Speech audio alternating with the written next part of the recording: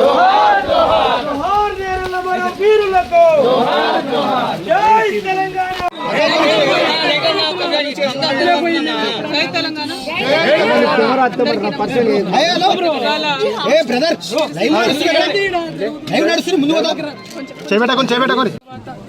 సబ్బండ వర్గాలకు కూడా న్యాయం జరుగుతుందనే ఉద్దేశంతో తెలంగాణ రాష్ట్రంలో ఉన్న అందరం కూడా పిడికిలు బిగించి స్వరాష్ట్రాన్ని సాధించుకున్నాం.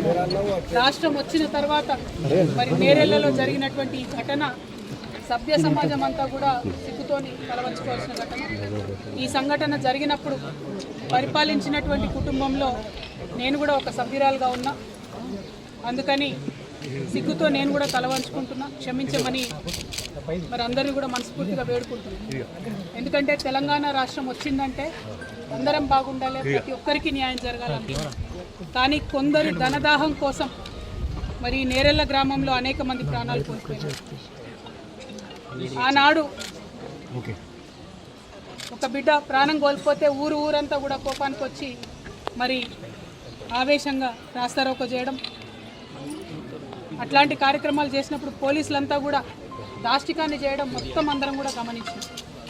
మరి ఇవాళ నేను ఇప్పుడున్నటువంటి ముఖ్యమంత్రి రేవంత్ రెడ్డి గారిని సూటిగా ప్రశ్నిస్తున్నా, బండి సంజయ్ గారిని సూటిగా ప్రశ్నిస్తున్నా, కేటీఆర్ గారిని సూటిగా ప్రశ్నిస్తున్నా. పోలీసు వాళ్ళు నేరెళ్లలో 8 మందిని తీసుకుపోయి 5 రోజుల వరకు వాళ్ళు ఎక్కడున్నారో చెప్పకుండా విపరీతంగా వారిని కొట్టి కనీసం జైలర్ కూడా నేను తీసుకోలేను అనేటటువంటి పరిస్థితి తీసుకొస్తే ఇంతవరకు ఒక్క పోలీసు వాడికన్నా శిక్షపడ్డదా? ఇంతవరకు ప్రభుత్వాన్ని చట్టాన్ని తమ చేతుల్లోకి తీసుకున్నటువంటి ధనదాహంతో ఈ దమనకాండ జరిపినటువంటి వారికి ఎవరికన్నా శిక్ష పడ్డదా? మరి స్థానిక ఎమ్మెల్యేగా ఉన్న కేటీఆర్ గారు ఎందుకు శ్రద్ధ చూపించలేదు? ఆనాడు బండి సంజయ్ గారు వచ్చి మొసలు కన్నీళ్ళు గార్చిపోయినారు. కేంద్ర ప్రభుత్వంలో ఉన్న ఎస్సీ ఎస్టీ కమిషన్కి చెప్తామన్నారు. ఏమైంది రిపోర్ట్? అది ఇంకా నడిచి వస్తుందా ఢిల్లీ నుంచి? ఎందుకు ఇన్ని రోజులైతే రిపోర్ట్ రాదు? ఖచ్చితంగా రిపోర్ట్ రావాల్సిందే. రావడం కోసం నేను ముందుంటే అవసరమైతే ఢిల్లీకి పోతాం, అవసరమైతే నేరెళ్ల బాధితులందరినీ కూడా తీసుకొని ఢిల్లీకి పోయి ఆ రిపోర్ట్ తీసుకొని వస్తాం.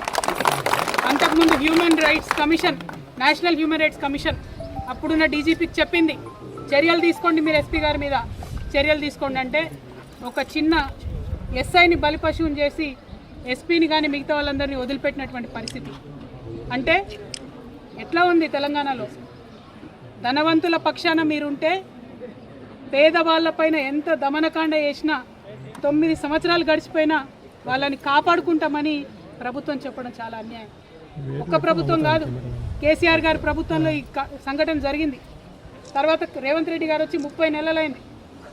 ఆనాడు పెద్ద పెద్ద మాటలు మాట్లాడిన రేవంత్ రెడ్డి గారు ఈ 30 నెలల్లో కనీసం నేరెళ్ల పేరు కూడా ఎత్తలేదు. ఇది మానవత్వమా? ఇంత అన్యాయం ఉంటుందా? ఓట్ల కోసమైనా మనం చేసేదంతా ఈ నేరెళ్ల నెత్తుడితో తడవలేదా? అది గుర్తొస్తలేదా మీకెవరికి? మర్చిపోయిన మా మానవత్వం అనేటిది సంపూర్ణంగా. అన్ని పార్టీలను అడుగుతున్నా నేను, ఇవాళ ఒక ఆడబిడ్డగా అడుగుతున్నా, కనీసం ఆలోచించాలి కదా. ఒక్కరోజు వచ్చి పరామర్శించి ఫోటోలు దిగిపోతే అయిపోతుందా? నేను అట్లా టూరిస్ట్ లెక్క రాలేదు, పరామర్శించుకోవడానికి రాలేదు. నేరెళ్ల బాధితులందరినీ నేను ఒక ఆడబిడ్డగా, తెలంగాణ ఆడబిడ్డగా, పౌరుషం ఉన్న ఆడబిడ్డగా, మనకు జరిగిన అన్యాయం, మనకు జరిగిన అవమానం మర్చిపోద్దని చెప్పడానికి ఇక్కడికి వచ్చిన. ఖచ్చితంగా ప్రశ్నిద్దాం, ఖచ్చితంగా పరిష్కారం తీసుకుందాం. మన మీద ఈ దమనకాండ చేసిన వాళ్ళు ఎంత పెద్దవాళ్ళైనా వాళ్ళకి శిక్ష పడే వరకు పోరాడదాం, నిలబడదాం. మన తెలంగాణ గడ్డ ఉన్నదే ప్రశ్నించే గడ్డ. ప్రశ్నించిన ప్రతి ఒక్కరిని అవమానిస్తున్నారు, బయటికి పంపిస్తున్నారు, దాడులు చేస్తున్నారు, దాష్టికం చేస్తున్నారు. అది ఆ ప్రభుత్వం లాగాలే ఈ ప్రభుత్వంలో కూడా ఆగుతలేదు. నేను నేరెళ్ల ప్రజలందరినీ కూడా చేతులెత్తి నమస్కరించి విజ్ఞప్తి చేస్తున్నా. ఇసుక కోసం ఆ ప్రాణాలు పోగొట్టుకున్నది మనం. ఇసుకనా? డబ్బు ముఖ్యమైపోయిందా? ఇవాళ ప్రాణాలు పలసగా అయిపోయినాయా? అన్యాయం కదా. ముఖ్యమంత్రి గారిని ఒకటే డిమాండ్ చేస్తున్నా నేను, కనీసం మీకు ఇంత మానవత్వం మిగిలి ఉన్నా ఆనాడు ఓట్ల కోసం వచ్చి వీళ్ళని వాడుకున్నారు కదా నేరెళ్ల వాళ్ళను. ఏమైపోయింది మరి ఆ మంత్రులందరూ? మీరా కుమార్ని తీసుకొచ్చారు కదా, ఏమైపోయింది మీరా కుమార్ గారు? ఏమైపోయింది బట్టి విక్రమార్క గారు? ఏమైపోయింది పొన్నం ప్రభాకర్ గారు, అడ్లూరు లక్ష్మణ్ గారు? ఇప్పుడు మంత్రివర్గంలో మీరు ఉన్నారంటే వీళ్ళ కన్నీటి మేడల మీద కాదా? వీళ్ళ కన్నీళ్ళని మెట్లు చేసుకొని కాదా మీరు గెలిచింది?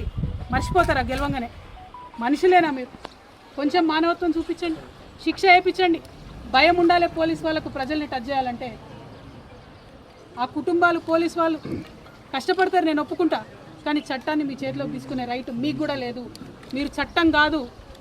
ఒకవేళ ఇక్కడ వాళ్ళు తప్పు చేసి ఉంటే, ఒకవేళ లారీలు గాలబెట్టి ఉంటే కోర్టుకి ఇచ్చేది ఉండే. కొట్టే అధికారం మీకు ఎవడిచ్చిండు? 5 రోజులు కొడతారా? బాణన్నను చూడండి, ఇప్పటివరకు కూడా కట్టబెట్టుకొని నడిచే పరిస్థితి. హరీష్ని చూడండి, ఇప్పటివరకు నడవాలంటే నడవలేనటువంటి పరిస్థితి. చనిపోయినటువంటి గోపాల్ వాళ్ళ కుటుంబం చెప్తున్నది 9 ఏళ్ళు ప్రతి నిత్యం హాస్పిటలే. ₹1 కూడా ఇవ్వలే గవర్నమెంట్. నేను డిమాండ్ చేస్తున్నా, నేరేళ్ల బాధితులందరూ కూడా ₹1 కోటి ఇవ్వాల్సిందే. రేవంత్ రెడ్డి గారి ప్రభుత్వం ప్రతి కుటుంబానికి ₹1 కోటి ఇవ్వాల్సిందే, ఖచ్చితంగా ఇవ్వాల్సిందే. ఈ దమనకాండకు పాల్పడ్డ నేరస్తులకు శిక్ష పడాల్సిందే. తెలంగాణ రక్షణ సేనని ఉట్టిగా పెట్టుకోలే, నేను తెలంగాణను రక్షించుకోవడానికే పెట్టుకున్నాం. ఖచ్చితంగా ఢిల్లీ నుంచి రిపోర్ట్ తెప్పించుకుంటాం, ముఖ్యమంత్రి గారి మెడలు వంచుతాం, పరిష్కారాన్ని చూపిస్తాం. అందరిలాగా పరామర్శించుకోవడానికి రాలేదు, ప్రశ్నిస్తాం, పోరాడతాం, పరిష్కరిస్తాం. ఖచ్చితంగా పరిష్కారం చూపడం కోసమే వచ్చినాం. మీ అందరు నేను మళ్ళొకసారి క్షమించమని కోరుతా ఉన్నా. ఈ దమనకాండ జరిగినప్పుడు ఆ పరిపాలించిన కుటుంబంలో నేను కూడా ఉన్నా, సిగ్గుతో తలవంచుకుంటున్నా. ఆ విషయం ఆనాడు చెప్పినా, ఈనాడు కూడా చెప్తున్నా. మీ అందరినీ ఒకటే రిక్వెస్ట్ చేస్తున్నా, ఇప్పుడున్న ప్రభుత్వాన్ని మర్చిపోవద్దు. మాటలు ఇచ్చిపోయిన ఎవరిని కూడా మర్చిపోవద్దు, మనకు జరిగిన అవమానాన్ని మర్చిపోవద్దు. ఇదొక మనిషిగా చెప్తున్నా, నేను తెలంగాణ ఆడబిడ్డగా చెప్తున్నా. పార్టీలు రాజకీయాలు మళ్ళీ వేసుకుందాం ఎలక్షన్ అప్పుడు, కానీ మనం మాత్రం మనకు జరిగిన అవమానాన్ని మర్చిపోవద్దు. దానికోసం కొట్లాడతాం. అంతవరకు గోపాల్ గారి కుటుంబానికి ఖచ్చితంగా మా పార్టీ తరఫున మేము కూడా అండగా ఉంటాం. స్థానిక శాసనసభ్యుడిగా కేటీఆర్ గారు కూడా అండగా ఉండాలి. ఆ పిల్లల చదువులకు హెల్ప్ చేయాలి, హాస్పిటల్లో వాళ్ళు పెట్టుకున్నటువంటి ఖర్చులకు కూడా హెల్ప్ చేయాలని చెప్పి నేను డిమాండ్ చేస్తూ ఉన్నాను. అది బీఆర్ఎస్ పార్టీ కావచ్చు, టీఆర్ఎస్ పార్టీ కావచ్చు, కాంగ్రెస్ కావచ్చు, సిపిఐ కావచ్చు, సిపిఎం కావచ్చు, ఎవరన్నా కావచ్చు. మీరేం టూరిస్టుల లెక్క ఇక్కడికి రావద్దు, వస్తే హెల్ప్ చేయాల్సిందే. హెల్ప్ చేయాలని డిమాండ్ చేస్తున్నా. ప్రభుత్వం వెంటనే ఈ కుటుంబానికి ₹1 కోటి ప్రకటించాలని కోరుతున్నాను. Thank you. జై తెలంగాణ.